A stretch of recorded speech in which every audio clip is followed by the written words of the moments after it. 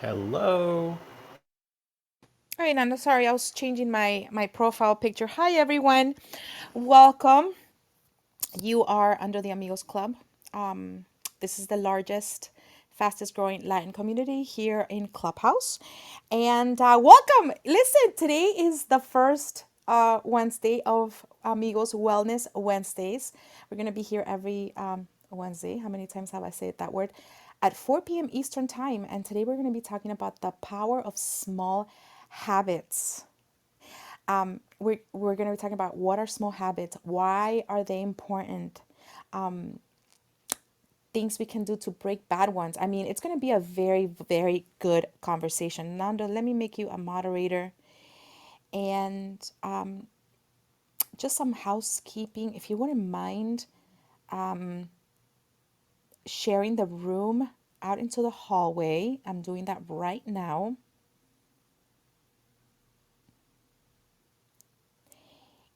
And there you go.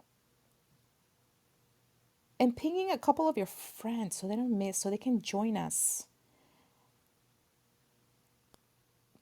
I'm Yeah, gonna. and while Ala's doing that, one of the reasons that we got together to do this is because we wanted to have rooms here in the Amigos that followed the whole premise of why Amigos Club exists, which is to uplift the community, right?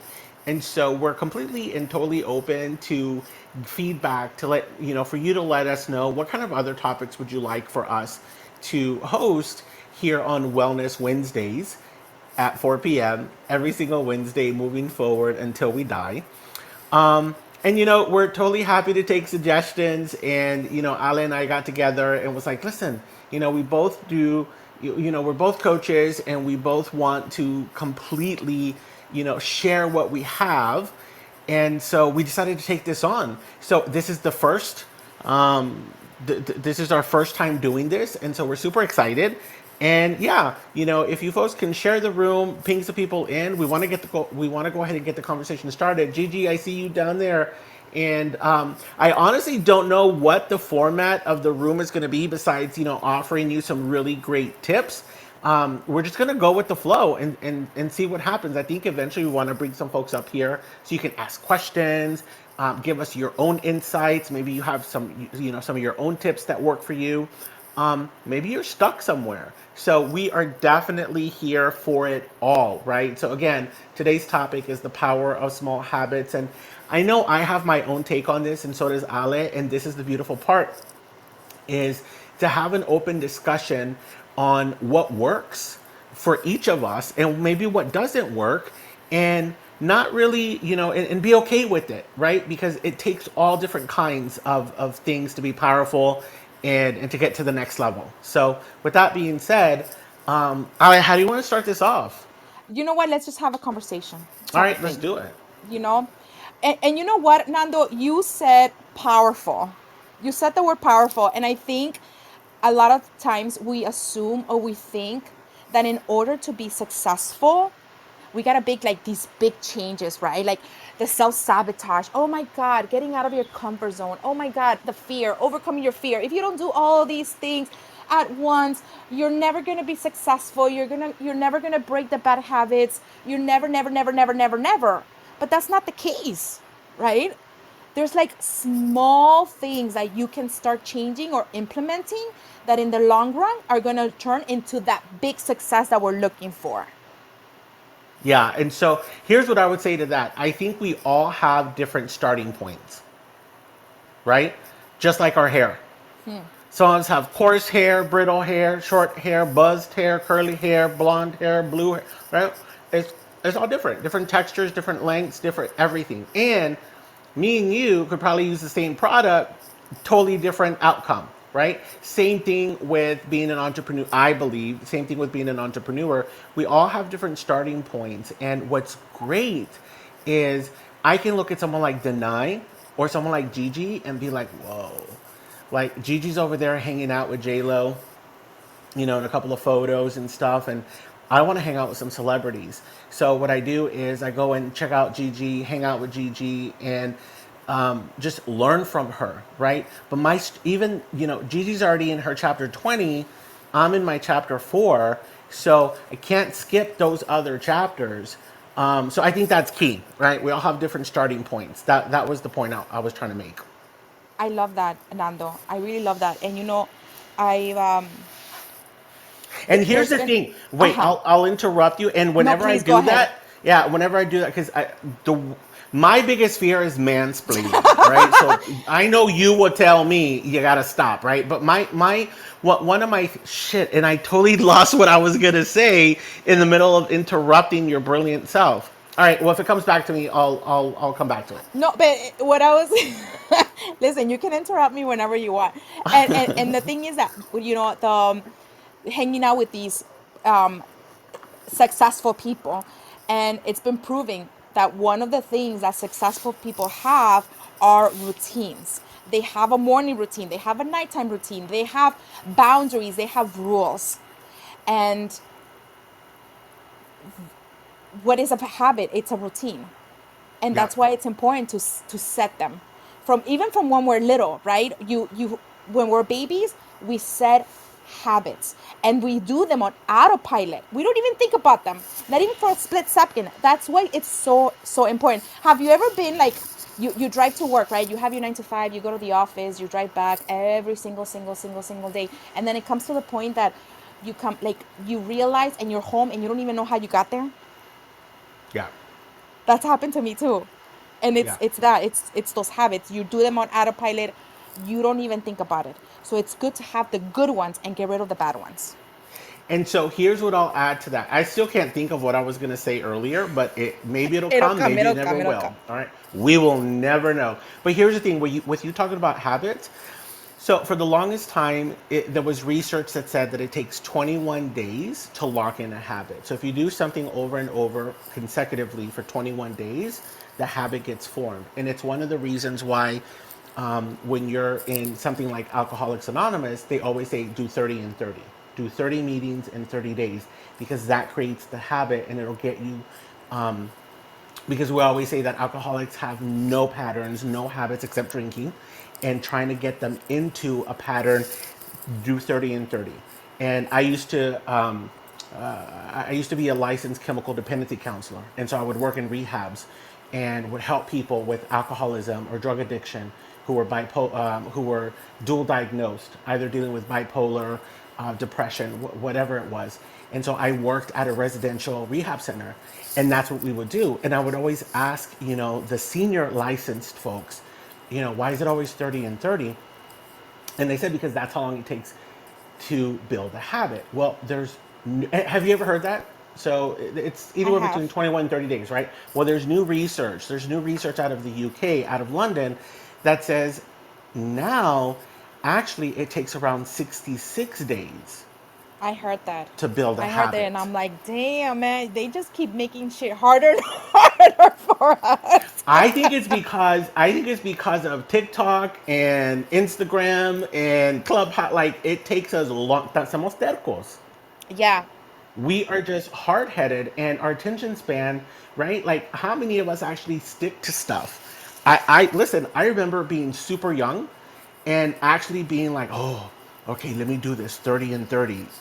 Now it's just like, I don't feel like it on a Wednesday, so I'm not going to do it. And according to science, you have to start over the next day, right? So I think that has something to do, the ability to stick with it and actually not lose the momentum, has a lot to do with habit building.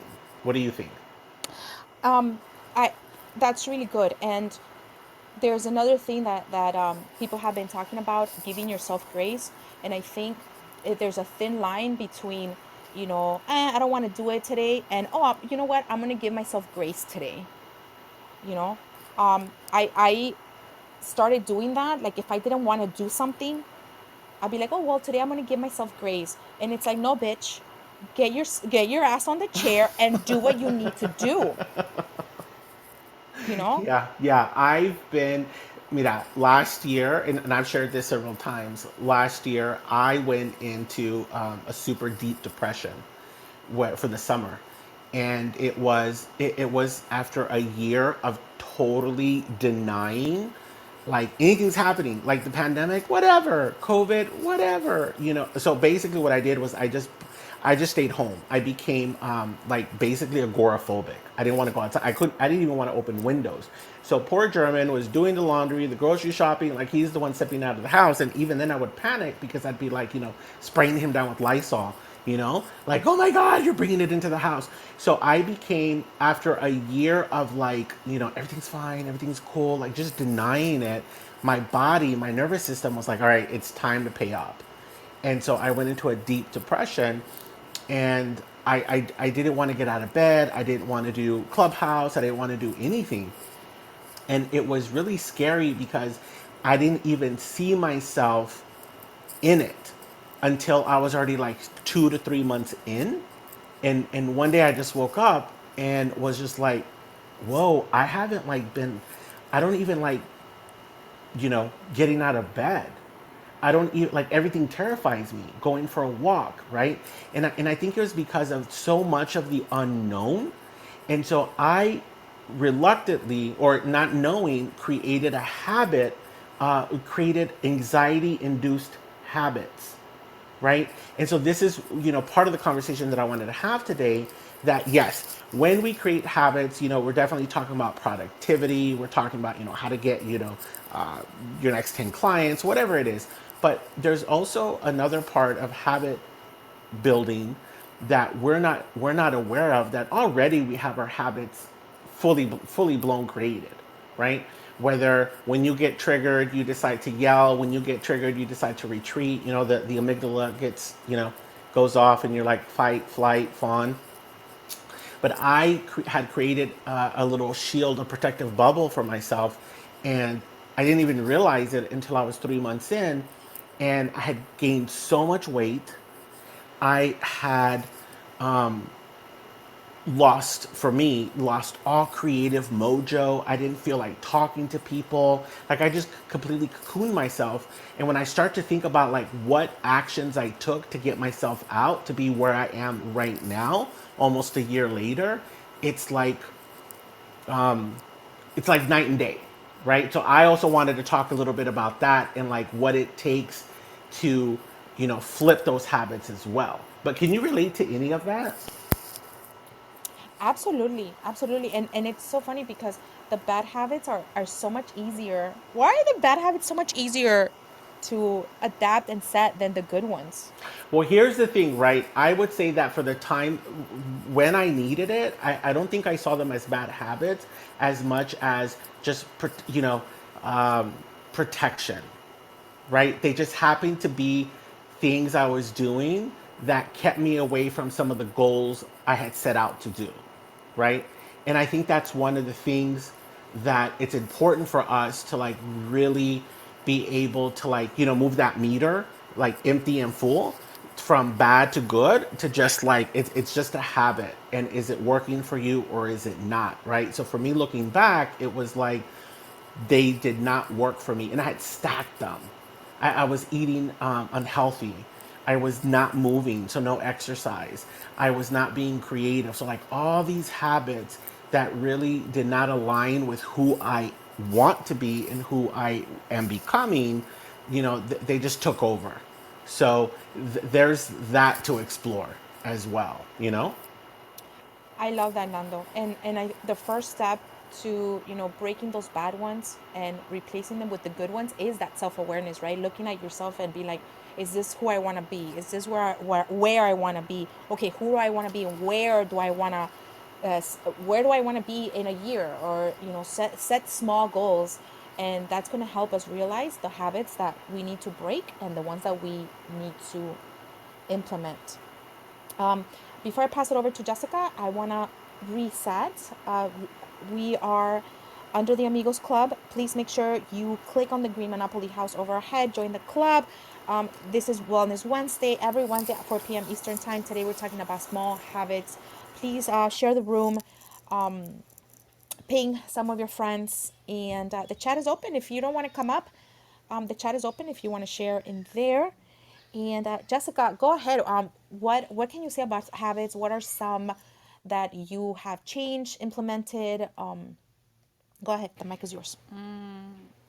So I get really overwhelmed with big projects. So I just naturally have to do small things. And I think part of that is like ADHD as well as depression and anxiety. I have like a whole cocktail of like fuck shit going on in my life. And so, with that being said, sometimes just the smallest task can be overwhelming. And so I kind of have to like section like certain things so that way I can feel, I don't want to say like feel productive, but that I can feel accomplished with that task. Um, so for me, it's like a small habit is putting the dishes away. Or it could be, um, you know, putting the toys away in the living room so I don't like break my ankle because Legos are a bitch and they hurt. Um, and I think that that sometimes translates into other things. I know I've spoken to this before because with, you know, women, if you have a uterus, you have different phases of your cycle. And so that does play a huge role in like when you are most productive and when you're not. And so for me, I will kind of set myself up to where I will have everything planned out and then I can kind of pick and choose like what I can and like I'll focus on. And I think that setting myself up allows for me to feel accomplished. Um, because I think that we kind of live in a world where like our success is measured by our productivity, which isn't always the case, especially if you're dealing with like chronic depression like me. Sometimes success is just getting up and going to take a shower and making sure that like you are hygienic for that day as opposed to trying to get a bunch of stuff done. And I think that sometimes that can be like my saving grace is like I took a shower, so now I can move on to the next task, which is maybe sending an email. So I think that, yeah, just if it's that one thing, like brushing your teeth, even though that seems like so basic and just necessary, that small habit that you do can actually, like for me, it's a saving grace. Like getting up and brushing my teeth in the morning kind of helps me move on to the next habit that I need to do, especially as somebody who suffers from all the bullshit.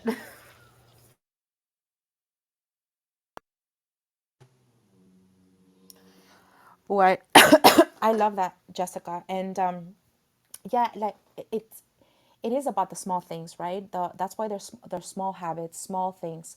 And getting up in the morning and just brushing your teeth can become a task, a hard task for people who suffer from chronic depression, ADHD. And you know what? Also, I think as women, we get these labels, right? Or these stigmas that women are multitaskers, right? And if you're not able to multitask and get all these things done at the same time, then what is that saying about you as a woman? I went through it recently, actually. You know, my whole life, I'm a multitasker. I can do all these things at the same time, and it was bullshit. I couldn't, and it just ended up in failure, in me not having a productive day, not being able to do the things that I wanted to accomplish during the day.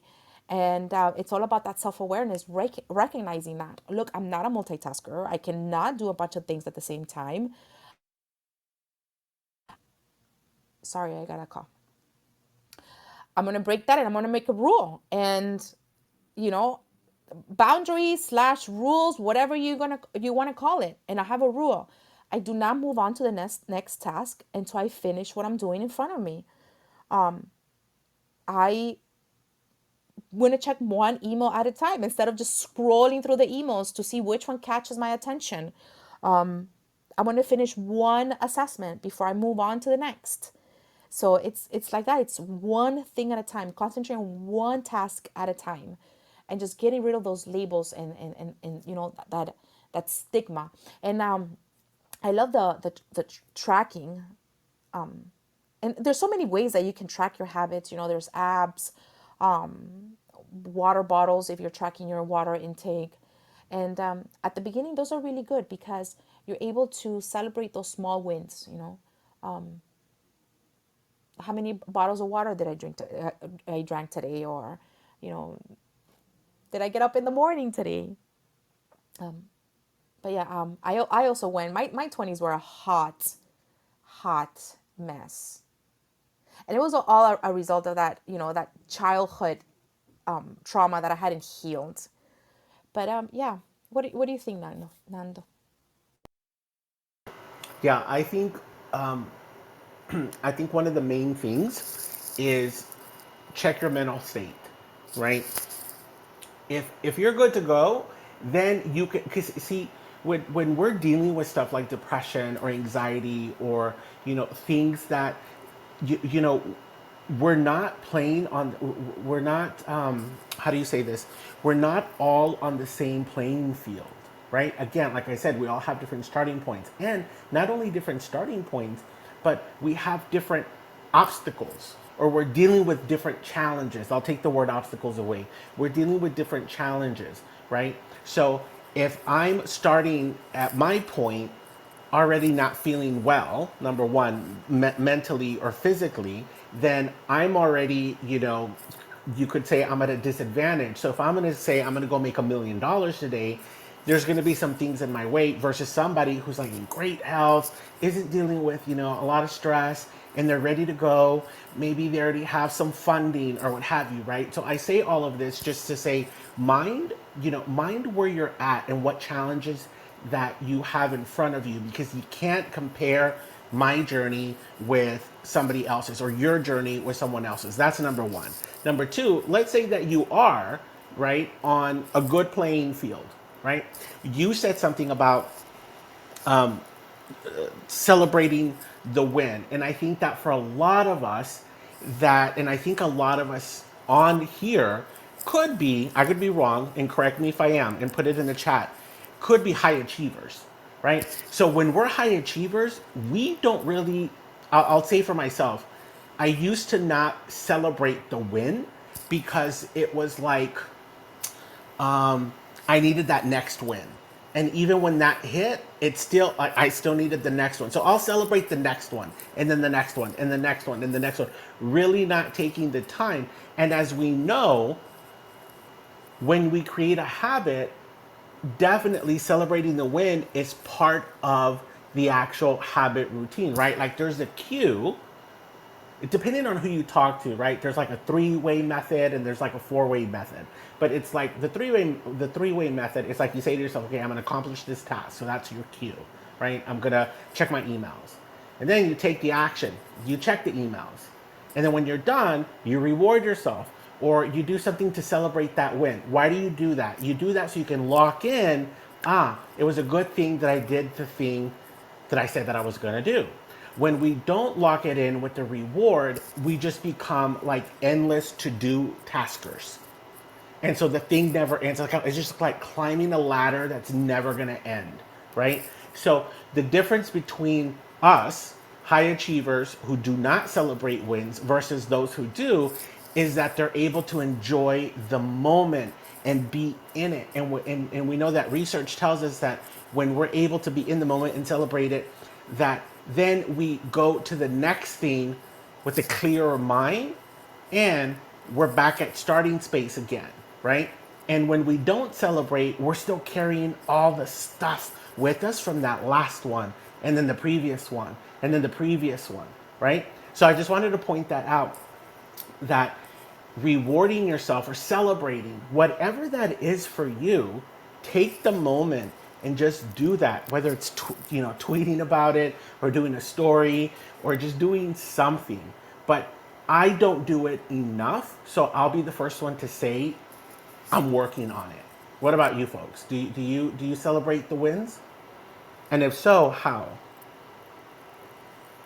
Hey Karina, I see you down there. Jessica, do you want to go, or it's okay? Okay, I always love allowing the our guests to speak first. But Nando, I really love that. I really love what you said. I really enjoy in the mornings, and I've made it part of my daily routine. When I'm walking my dogs, I love putting like a podcast or a YouTube video or something to get me pumped up for the day.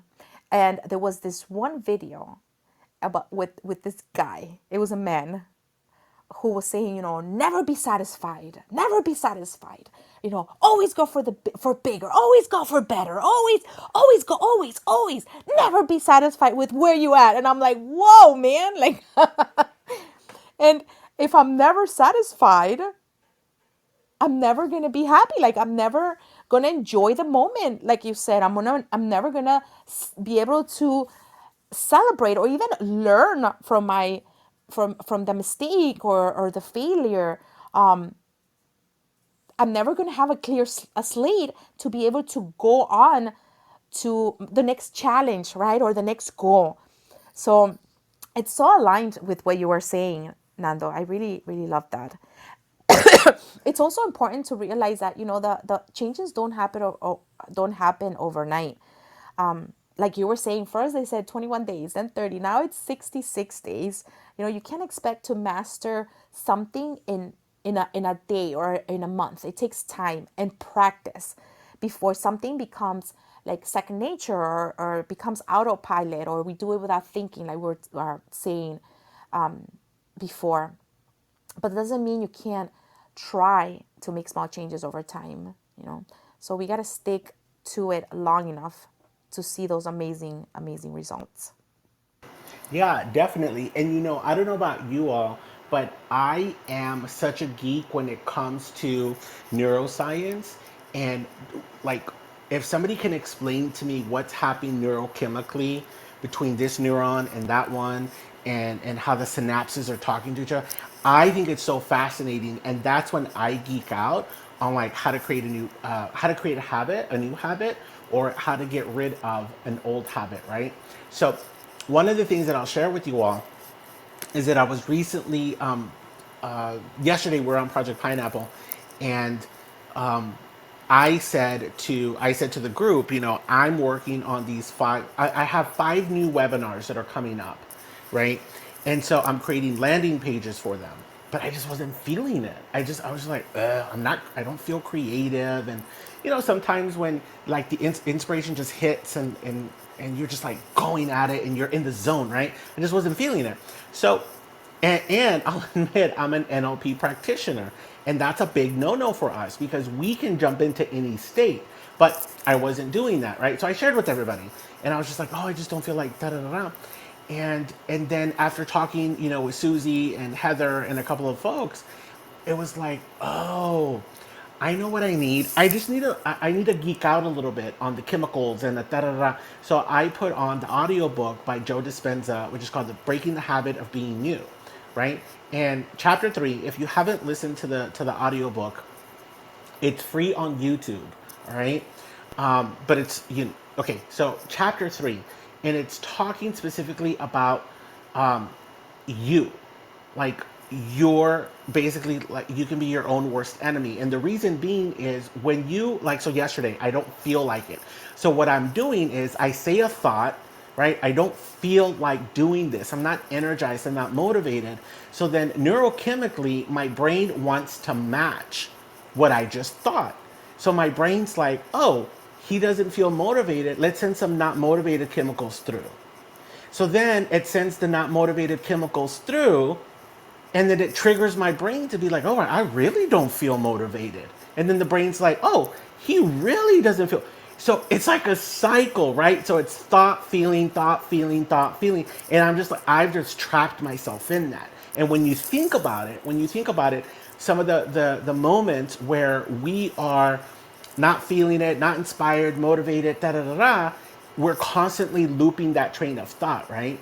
And so what hit me, and so I knew that chapter 3, like, just completely changed my whole life when I first heard it several months ago. So I was like, chapter 3 of that book. Let me play it for a little bit, right? And it's exactly what I'm explaining to you. That he explains what's happening, and it just I don't know what it just snapped me out of it. I'm ready to go for some strange reason. So I think, a habit you could create is changing your state. We all know this. Tony Robbins talks about it, right? Even if you just get up and change your posture. That's why I forgot, Amy Cuddy did a whole TED talk on the Wonder Woman pose, right? Like changing your posture. Well, in NLP, we know this for a fact. You change your state, you change your mood, you change your life. So that's a quick small one that we could all do when you're looking to get in the zone or when you're looking to just change your state. And by state, I mean you go from happy to sad to angry to excited to enthused to energized. Those are all different states, right? And so if you want to break the current state, go and move around your physiology. And the easiest, simplest one to do, go brush your teeth. Go brush your teeth. I'm not saying put your sneakers on and go for a walk. Sometimes we can't do that, right? Go brush your teeth if you're working from home or you're able to. And that itself involves so much movement that it's breaking your state and it gets you into a heightened awareness that gets you to that next state. Because you have to remember, motivation won't just land for you. You have to, it's like rolling a big boulder. If you're pushing a boulder up the hill, right? That's what it feels like when we're not motivated. But in order to create the motivation, you got to create the momentum. You got to start moving around and actually start tiny. And then before you know it, it's that boulder going down the hill, right? And that's exactly what happened to me. So I listened to like 10 minutes of chapter 3 of breaking the habit of being yourself, and I got in the zone. I went, I brushed my teeth. I was listening to it at the same time, and then I came back, and literally within that 1 hour, I have 5 landing pages I wanted to complete. I got 3 done, and I was like, wow! I even like surprised myself that I was able to get 3 done. So I just wanted to share that breaking your state and creating some movement really does help in habit breaking. Okay, love it. I just found it. Breaking the Habit of Being Yourself by Joe Dispenza.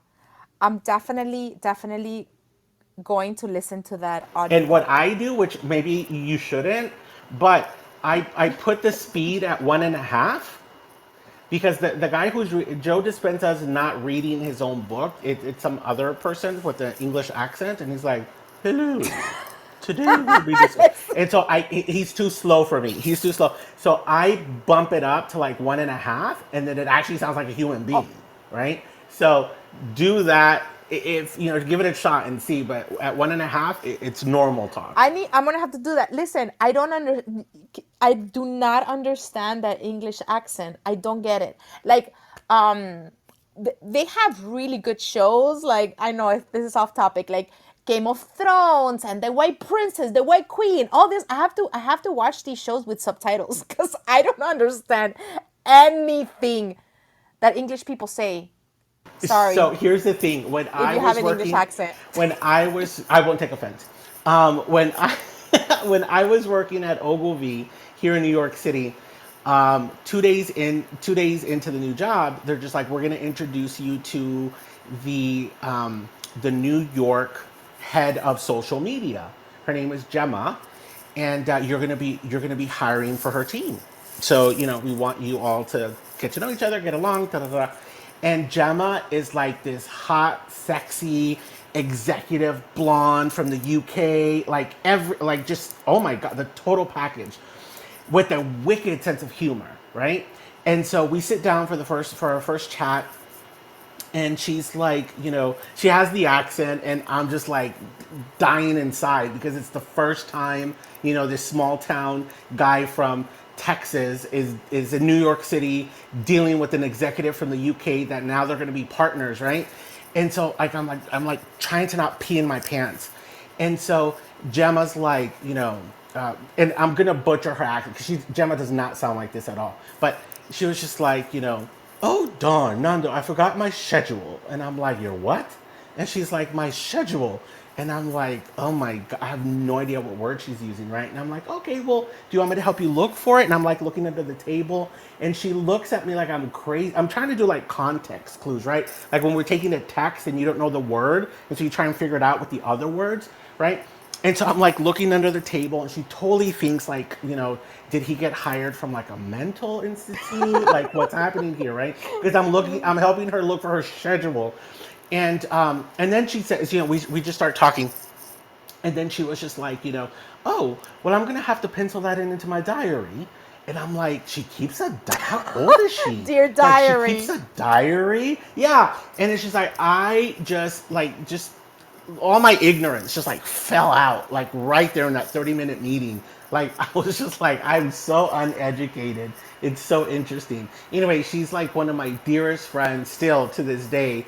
But and we have this running joke because we went to South by Southwest together, and uh, in Austin they have the pedicabs, right? So she was in one with some of her clients, and then I was in one with one of my bosses, and just randomly like we met up, and no sé por qué I was just like, "Hello, Margaret," right?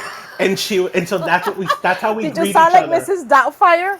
I was thinking I sounded like the Queen of England, but obviously I'm not good with accents. The worst Hello. British accents ever. Yes, ever, ever. So there you go. No, that's hilarious. Okay, one more story before we get back on topic. But my doctor, right? I was going to a fertility doctor, and the nurse, she's from Scotland, so she talks like this.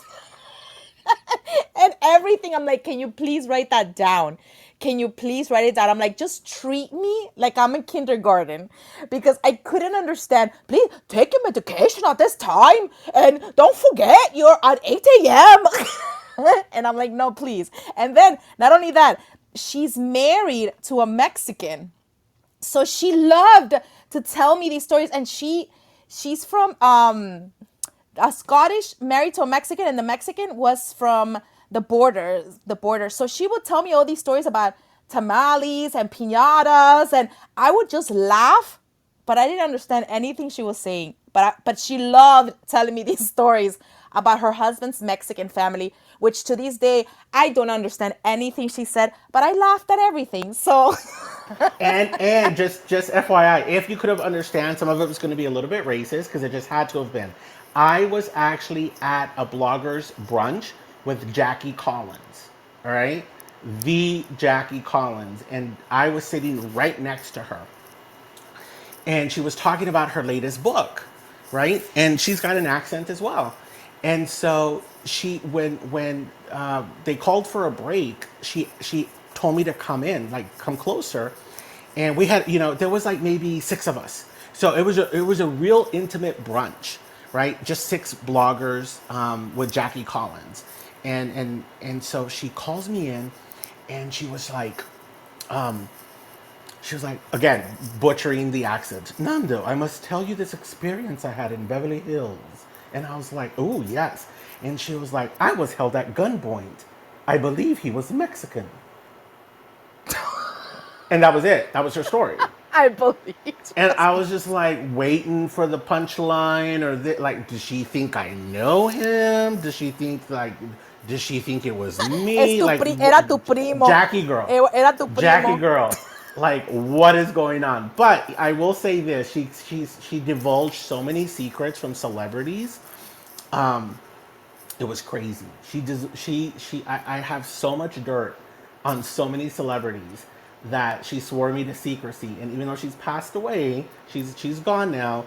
I've held on to them, and I'll say some of them are slowly coming to the light, which is so fun to see. But anyway, Listen, that you need that's to you that need was to write our a book. write a Celebrity book about secrets. celebrity Celebrity secret secrets. as told by Jackie Collins. I still. Have a pen name though, so it doesn't trace back to you. Oh yeah, I like that. Okay, I girl, should we think. go back to the topic, Listen, I think or Wendy wanted to come up. Wendy, I was trying to. Oh my God, Wendy, come up. Yeah, when you popped up, I thought it was somebody inviting me to go do something else. Invite to speak. There you go. Danai says I would pay I good totally money was to hear not trying Nando to do come that up. Mrs. Doubtfire accent again. I think I Nando hit the and phone on I, accident. Sorry, my bad. But hi, Nando guys. and I should have a accent face-off. Nando, Who Danai sounds says more that she would British? pay money to hear you do the Mrs. Doubtfire accent again. It's not. It's not Mrs. Doubtfire. It's the Queen of England. I think you need to do it so we can hear it. Hello, Margaret. No, that's definitely Mrs. Doubtfire. That's Mrs. Doubtfire for sure. Nando, your accent is filling up the Look stage. at that. Who knew what it would take? But here I am. No one named Margaret yet.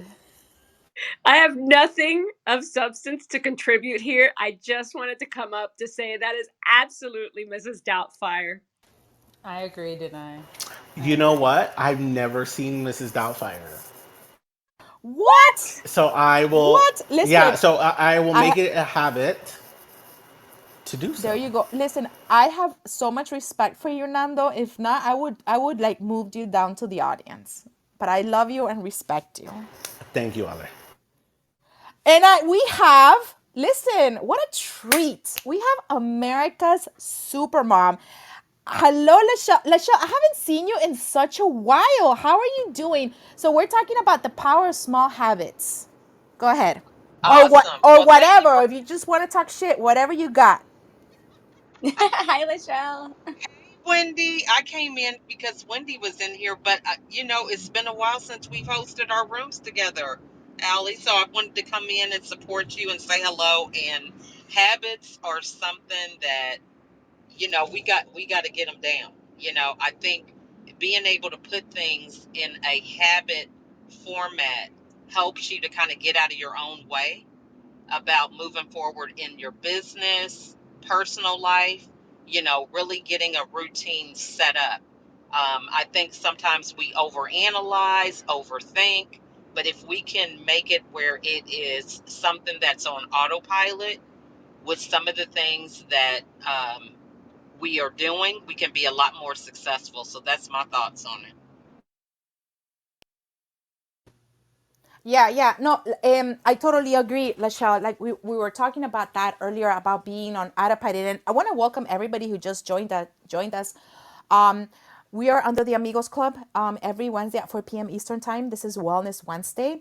And I love that. You know why? Because a lot of times, like we were saying earlier, we think that in order to make these big, big changes or to be successful, we gotta like, you know, no, in order to be successful, sorry, you gotta make these big, big changes. But in reality, it's about those small things, right? Making those small changes every day to your routine that are gonna lead to big successful changes. I don't know what I was saying. Sorry, I got excited that Lachelle came in. So I wanted to add something. First, I wanted to let Wendy, Wendy, thank you for being here and being super patient. What would you like to, give us in form of insight or, adding to the conversation? Hi, everyone. I was, like I said, just hanging out, listening to you guys, and I fat fingers to my way up here. But since I'm here and Lachelle was talking about me, I might as well say something.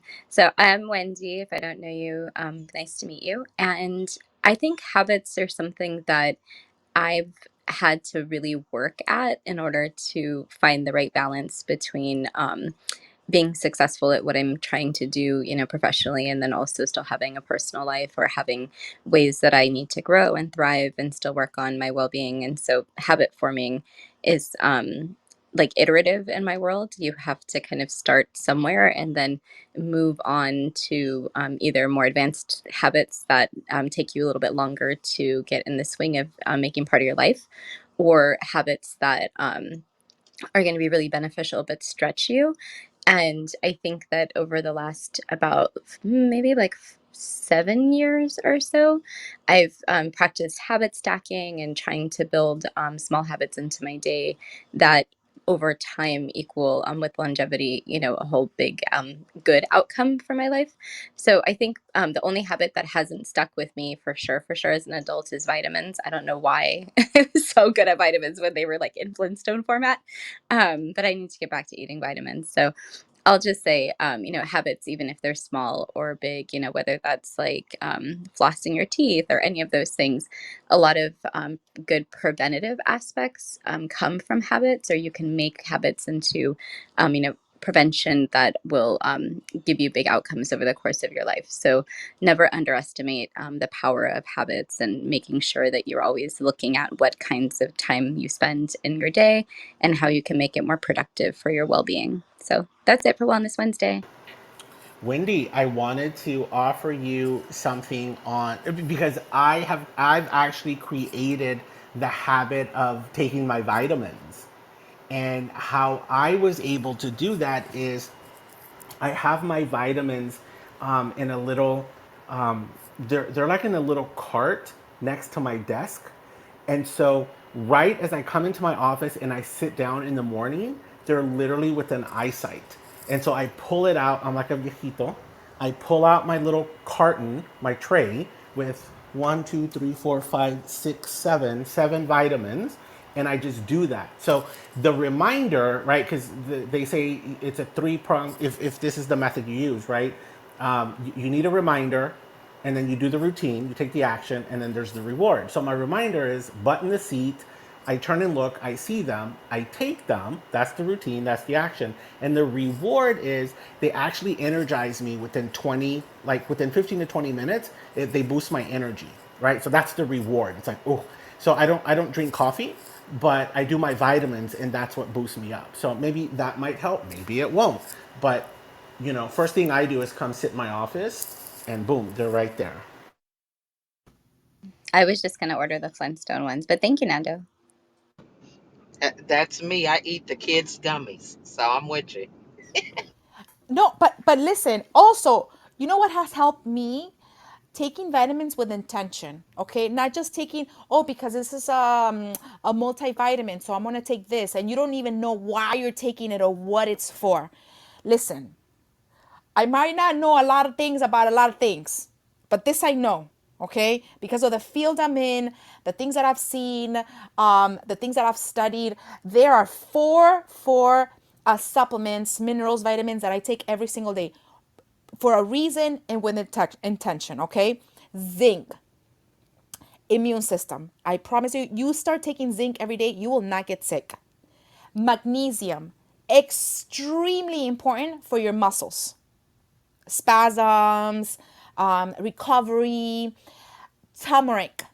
Turmeric, it has been proven it is like magic. It helps inflammation. Inflammation is a number one cause of chronic disease, especially as you get older. And omega 3s. Omega 3s, look, I work with the elderly community. There hasn't been a lot of research results or research when it comes to Alzheimer's. But one thing that has been coming out to prevent and helps Alzheimer's is omega 3s. Research, proven research, even recent. So zinc, magnesium, turmeric, omega 3s, those are four very important ones that are going to help me as I get older, and I never skip them. Intention, it's very important. So go write it down and go to Walmart or CVS and buy those.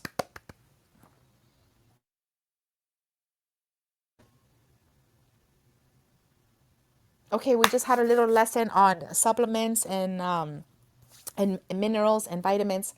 Um, What was that? What was that? Look, somebody asked for the link for the audiobook on YouTube. Can you get that and put it on in the chat? If anybody wants to come up, oh, The link. Just Google breaking the habit of being yourself. Not Google, but go on YouTube and yeah. put that in there.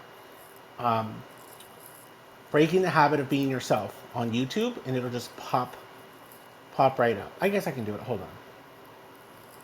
I was resisting it. Let me just do it. Breaking. There you go. Breaking the habit of being yourself. Ahí está. Copy. Share. Copy. There you go. It's posted. Oh, oh, okay, hold on. I get what you're saying. Give me 1 second. Pin it, right? Give me 1 second. Pin link. Ale, you can take over. I'm sure nobody wants to hear me. You know, Nando, I didn't know you were an neurolinguistic practitioner.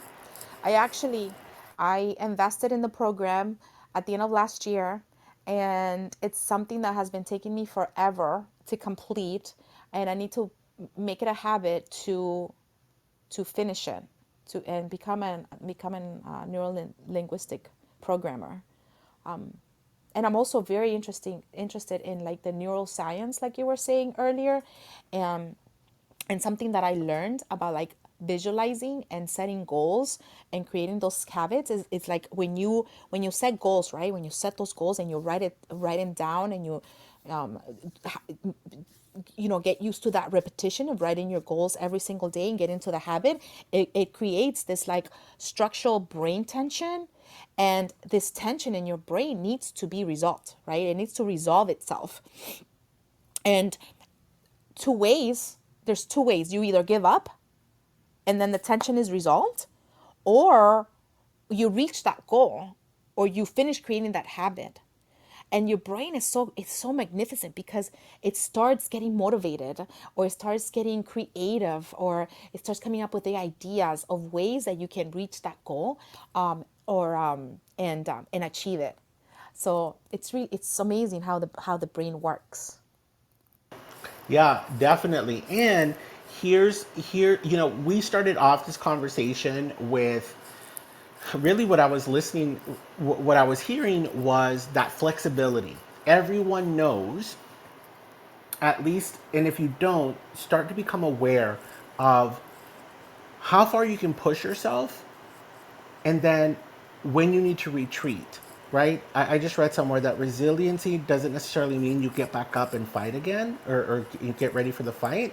It means sometimes it means you gotta, step out and just recuperate, right? That's resiliency as well.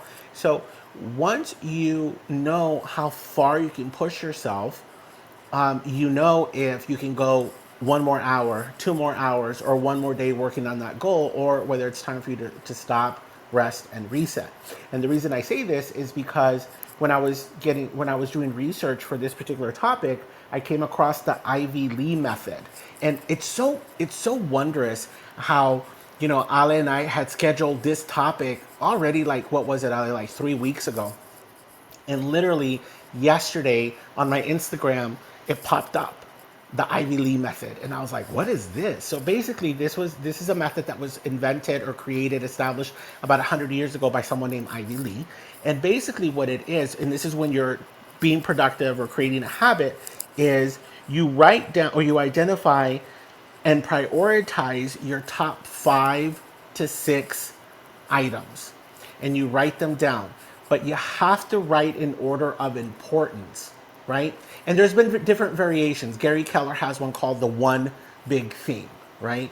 But this one, you identify your top 5 to 6, and that's max. That's what they say is the max. You can't do 7, can't do 8. It's got to be 5 to 6 only. And the order of most important. And what you do is you identify these things the night before. So when you wake up and you're ready to go, it's there for you. So you kind of have like your day already planned. And when you start with number 1, you don't budge, you don't move until it's complete. You cross it off and you go on to number 2, right? And so that's the Ivy Lee method. And here's the reason why researchers say it works. Number 1, it reduces decision fatigue, right? I think if you've read any of the research, it says that by the time 3 o'clock rolls around, and I know for me, my 3 o'clock is 10 a.m., right? And Denai and I share this, like we're early risers, but so by a certain time, like our brains are, or at least for me, my brain is fried. Don't ask me. Like I cannot choose up or down, left or right, BA. I can't, right?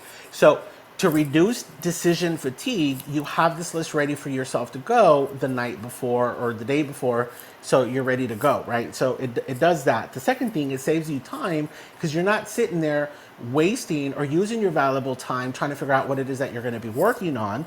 And number three, it's an opportunity to prioritize your goals. And what one of the bonuses of using this method is if you notice that after 3 days, one of the tasks just keeps not getting done, maybe that task doesn't need to be done, or at least it doesn't need to be done by you. So you go and delegate it, right? And so not only does it give way to you taking care of your priority first, that's going to move your business forward, but it allows you to actually set yourself up powerfully in order to delegate, right? So that's called the Ivy Lee method if anyone wants to research it and do it. So I shared this with Pineapple yesterday, and what we discovered was, again, it was great. It was fantastic up until it wasn't. Because task number three, we didn't feel like doing it anymore. So we move on to task number four. And that's where like knowing like when to be flexible and when not to. Because I think that's where a lot of the times we're not effective in doing things, is that we want to change them up to accommodate ourselves and to accommodate how we're feeling. So I think it's trusting your intuition to know, nope, stick with it and see what happens, and actually see yourself on the other side of it being effective or not. Totally up to you. But I just wanted to share that with y'all. Well, you know what? I'm glad that you shared that because in 2 weeks, ladies and gentlemen, we're going to be talking about productivity and ways to get rid of that distraction. And I was actually just looking up at the Ivy Lee method, Mrando. And number three is work until the first task is finished before moving on to the second task. And that is something that I've had to learn and really worked on, finishing one task at a time and not being that, you know, mom or woman that is a multitasker and can do a bunch of things at the same time. So that's something that we can talk about in the next in 2 weeks. Next week, we're gonna be talking about overcoming self criticism. Oh my goodness, we're already at the top of the hour. The hour has flown by. That's going to be a really, really good topic. Myself, coming from a household where my mom was a perfectionist and set very high standards for me, and it was tough overcoming that. So that's what we're going to be talking about next week. Please, everybody, go ahead and follow Nando, follow the house, join the club. It's a great club, and there's dozens of rooms here every single week. Rooms that are meant to empower and uplift each other, Latin community, and everybody else. Everyone is welcome here. And yeah, today this was our first room of Wellness Wednesdays, the power of small habits.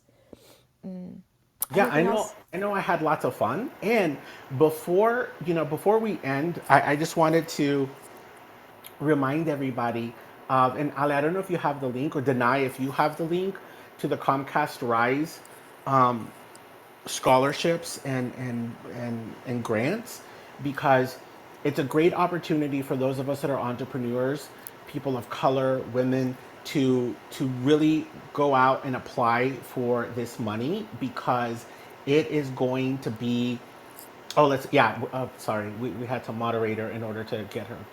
We're a little slow today tonight, but the reason I'm mentioning this is because I had said several weeks ago that I wanted to have a room where we could, where I would help you and anyone else who's willing to host the room with me, moderate, be willing to help you with your YouTube video for the application, right? And a lot of people said, "Oh, I would love to be able to do that, right? Create a 2-minute script for yourself that's powerful, engaging, so that you can include it in your application."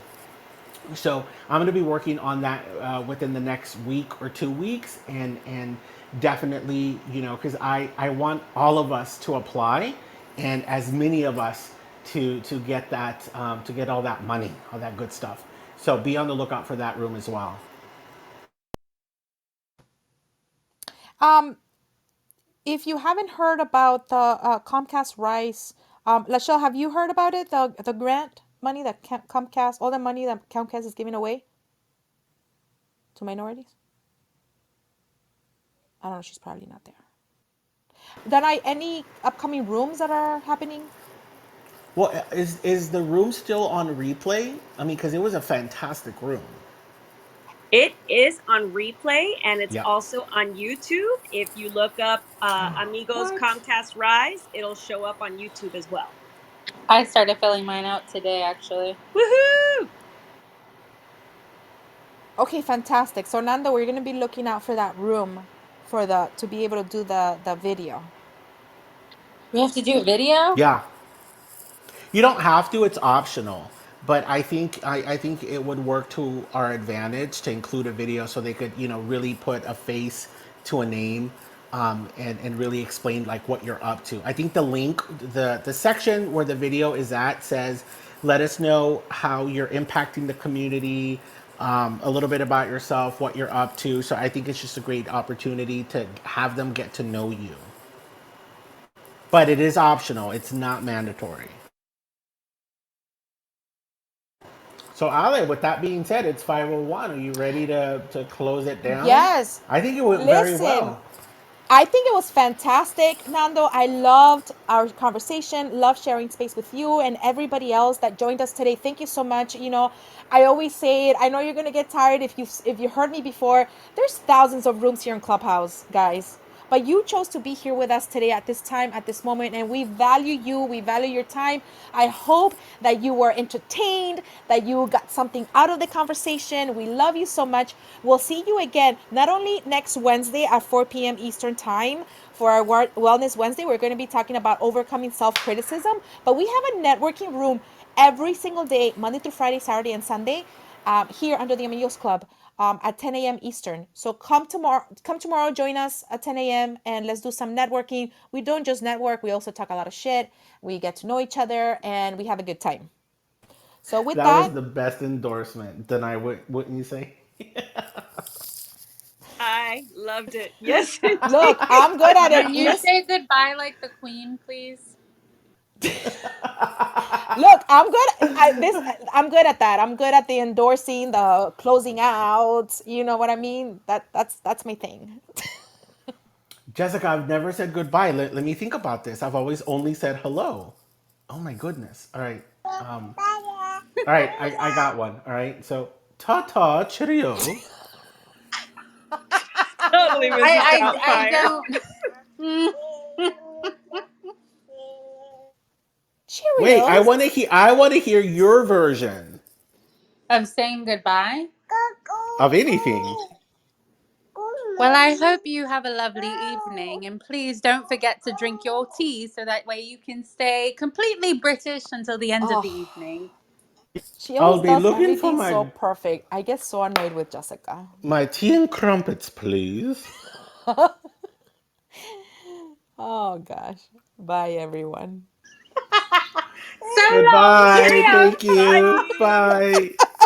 Cheerios. All right, you're gonna shut it down.